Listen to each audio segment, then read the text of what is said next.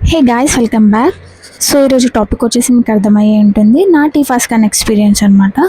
So దీంట్లో నేను చేసిన కొన్ని మిస్టేక్స్ మీకు చెప్తాను, మీరు అవి రిపీట్ చేయకుండా ఉండడానికి మీకు హెల్ప్ అవుతుందని ఈ వీడియో చేస్తున్నాను.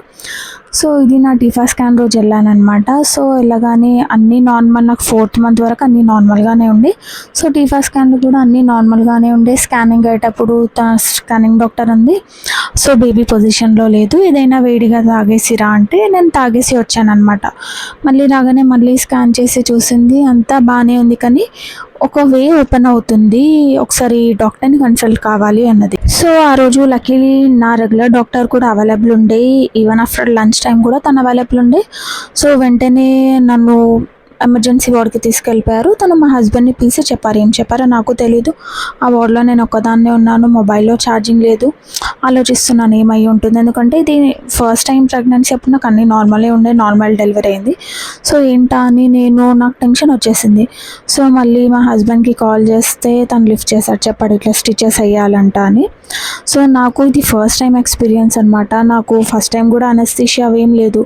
సో స్టిచెస్ అనగానే సరేలే చూద్దాం ఏమవుతుందో అనగానే, సో మా స్కానింగ్ అరౌండ్ 2:30 అలా అయిపోతే ఆల్మోస్ట్ నాకు 9 వరకు అబ్జర్వేషన్లో పెట్టారు. సెలైన్ పెట్టి ఇంకా వేరే వేరే టెస్ట్, బ్లడ్ టెస్ట్, అవన్నీ కల్చరల్ రిపోర్ట్స్ అన్నీ తీసాక 9 o'clock నన్ను వార్డ్లోకి తీసుకెళ్లారు.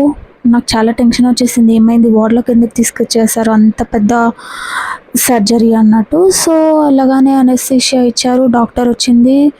హార్డ్లీ ఒక 2-3 minutes అనుకుంటా, ఎక్కువ అయితే పట్టలేదు స్టిచెస్కి.